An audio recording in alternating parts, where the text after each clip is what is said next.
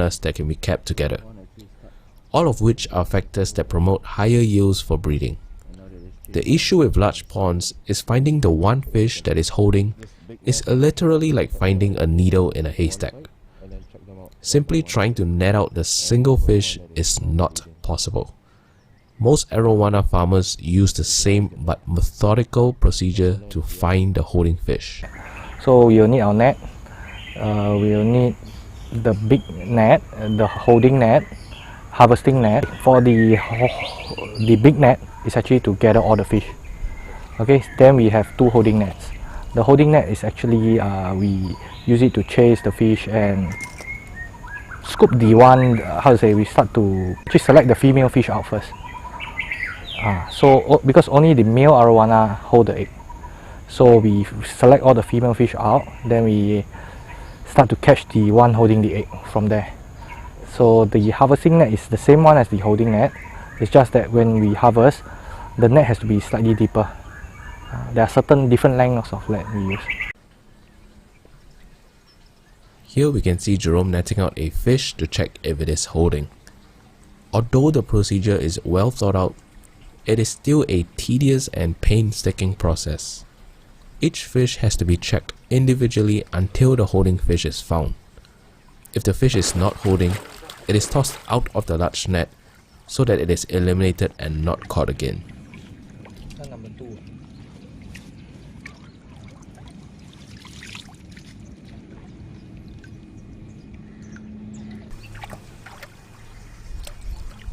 What are you feeling for? So when we touch under the mouth, right, if it's holding egg, right, it's actually you can feel a bulge up below.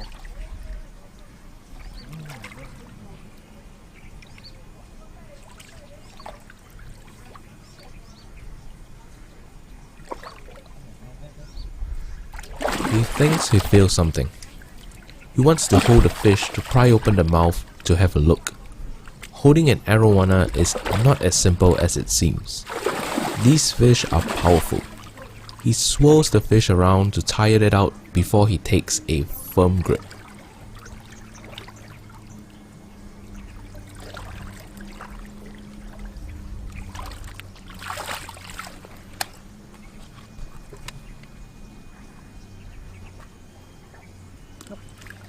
It's not the right fish.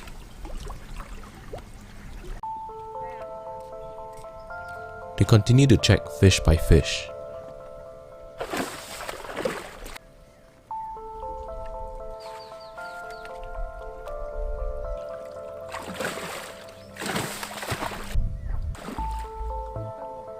As the population within the big net was dwindling, they drew the big net closer to reduce the area within the net.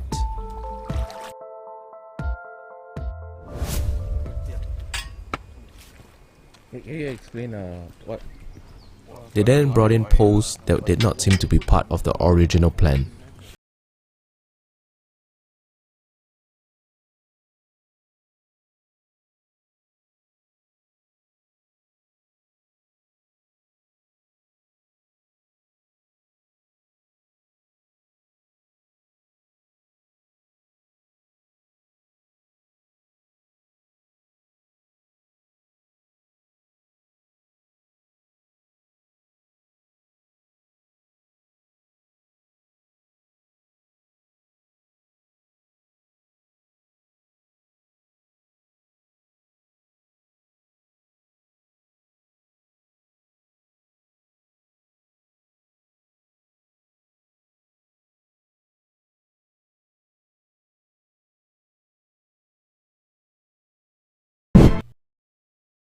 Do you find it frustrating every time you do this? Because I can see that sometimes, you know, it's, yes. Sometimes we feel there are times where we count the days wrongly.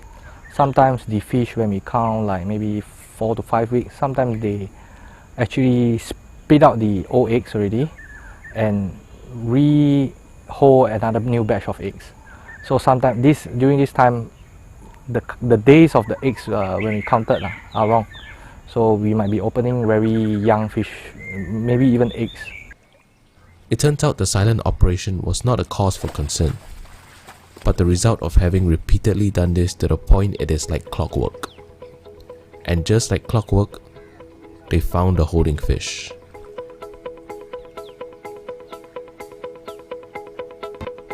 Harvesting methods differ slightly from breeder to breeder. While some breeders sedate the fish before releasing the fry, Jerome does this with nothing but his bare hands. Well, with the exception of a glove on his left hand. He swirls the fish around to tire it out, before grabbing the fish using his right arm. His left arm is kept free to pry the mouth open.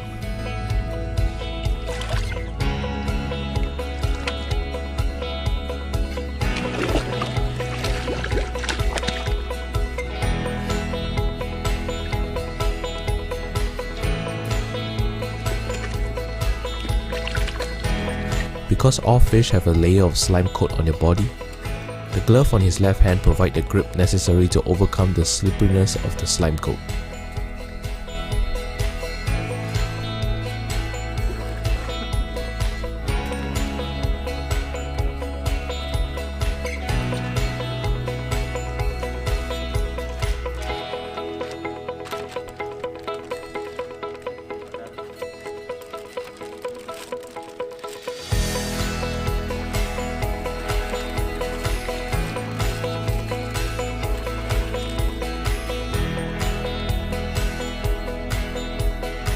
The fry look like they have giant ping pong balls attached to them.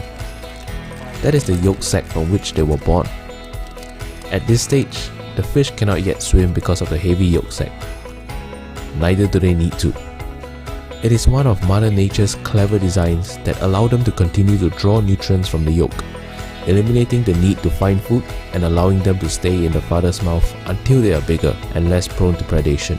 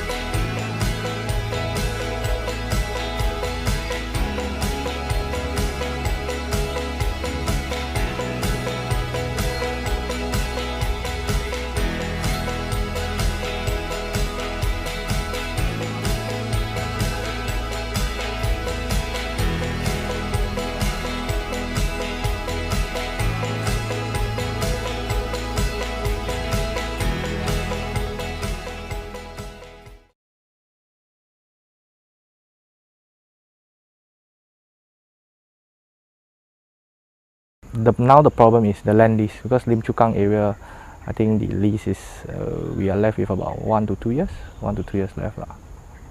So it's on a renewal basis lah. Yeah. So do you know if you can renew it or? Right now, no renewal as of what we know lah. So we have plans to move to maybe Malaysia